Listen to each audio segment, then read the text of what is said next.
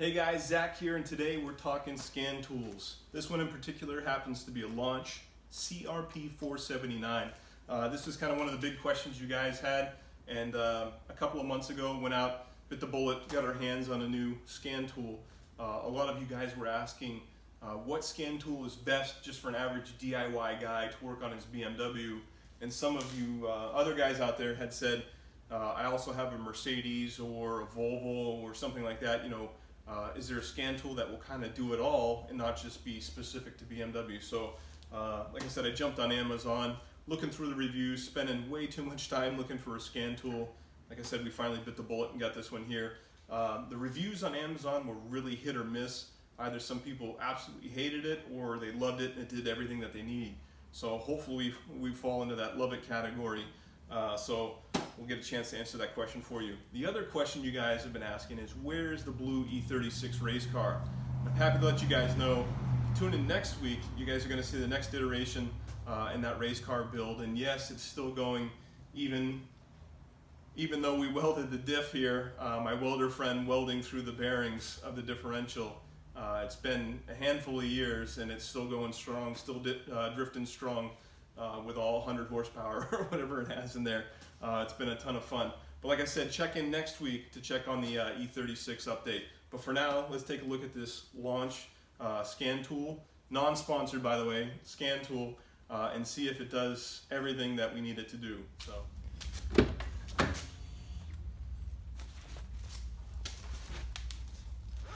All right, so first up, we're going to be using the 2008 BMW X5 again. Now, this is the same one that we did the engine detailing video on.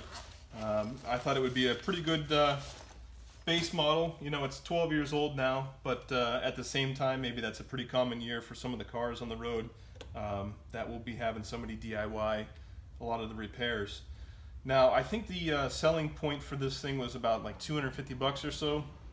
And the reason I bring that up is because when we initially were looking for a scan tool, this car just happened to be just about needing a battery, so that we knew it had to have a new battery put in, needed to be coded to the vehicle, and the local dealership wanted like $160 or so to do it.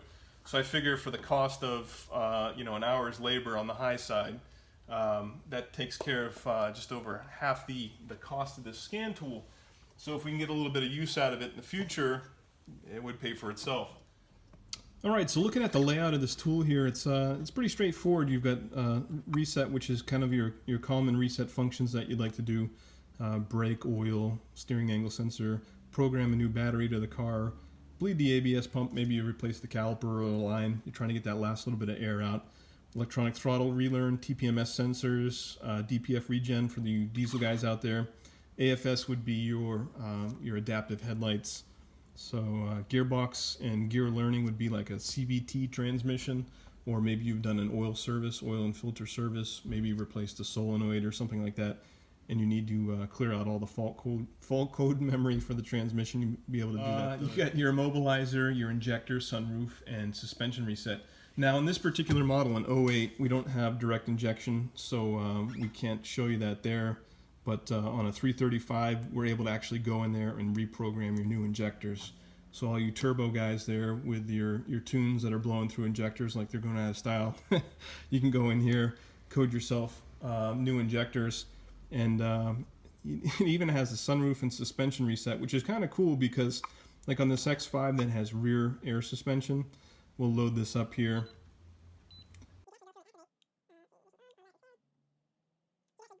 So you can actually check the relay, check your ride height sensors, check the raise and lowering function of the system as well. Delete energy savings mode. Some people like that because for whatever reason it doesn't end up saving energy. It actually drains the battery. So you can actually fill in and you can actually do quite a few things with regards to your suspension here. So if you guys are trying to track down an issue, or maybe you even replaced an airbag and you're trying to get the system working again, this is probably a pretty decent tool in the world of BMWs for you. So saying all that good stuff, now let's get to the not so good stuff about the tool. The electronic throttle relearn that you see here, for a lot of you guys out there with newer BMWs, we've got Valvetronic on the side of the motor. So that's essentially the throttle body for the vehicle. Yes, the engine still has an actual throttle body, but the Valvetronic is really what acts like a traditional throttle to rev the motor up and down. So if you do something as simple as like a valve cover gasket replacement, you've got to take that Valvetronic off the side of the motor. When you go to put it back on, you need to relearn those tolerances, those min-max values for that. And you unfortunately can't do it here. Let's see if I'll show you. You just can't do it with this tool, unfortunately. So you're still going to need another tool to do something as simple as a valve cover gasket on like a 06 or newer BMW. But with that said, you can reset adaptations on the throttle body itself. So perhaps you've got another car that doesn't have Valvetronic and you've swapped out a throttle body and you need to, again, code that or reset the values. You're able to do that with this tool. So again, it's kind of hit or miss as to what this can do and if it's perfect for you. I mean, overall the tool is pretty quick. Some of the wording is a little wonky.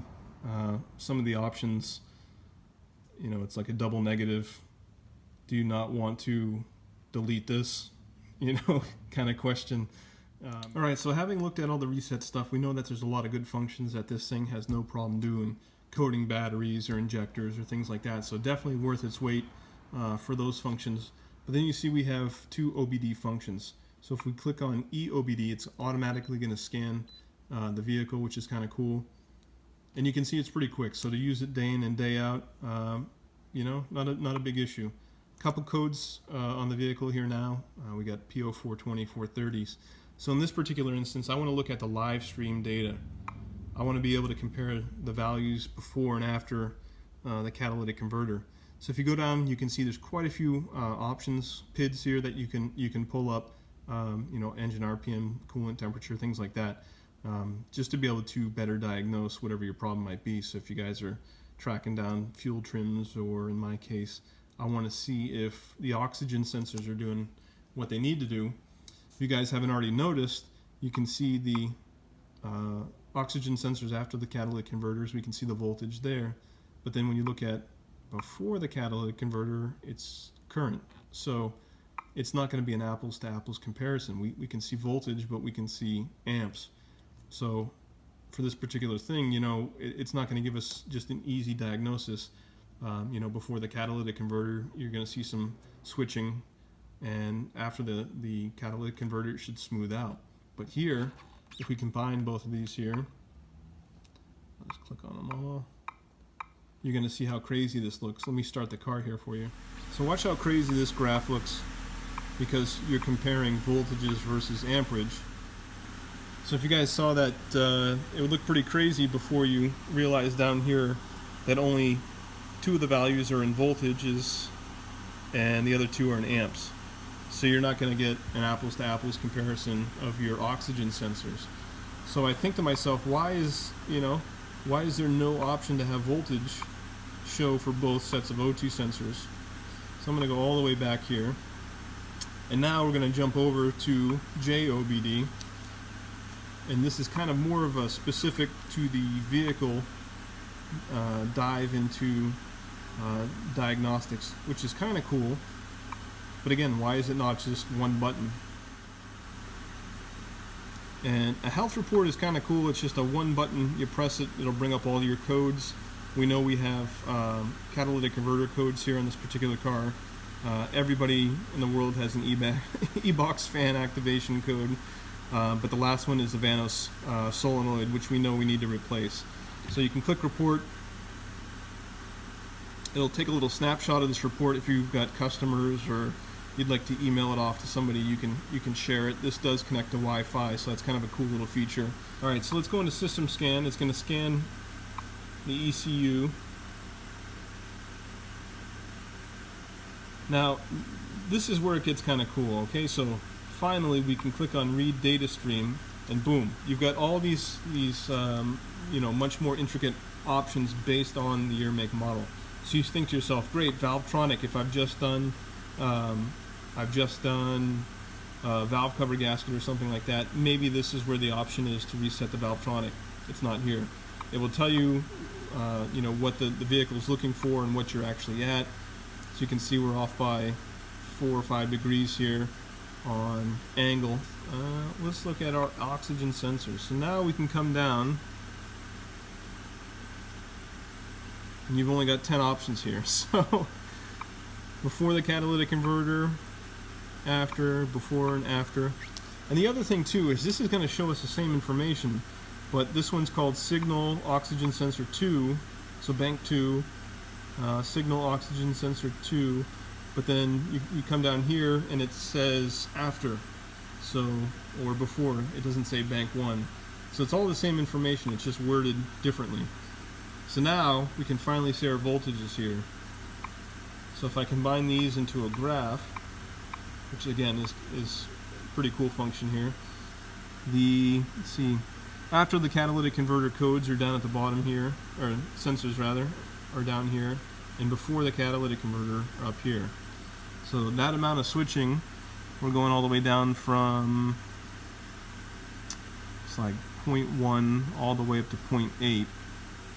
And now she's starting to level off here. So again, that could be, first and foremost, they're going to replace that Vanos solenoid. But now you've got an option to live stream data. The other cool thing is you've got essentially a print screen here. You can screen capture that particular screen. So if you want to share that with somebody or send it off to the customer, it'll save a screenshot here, which again is pretty cool. So looking at my O2 sensors here,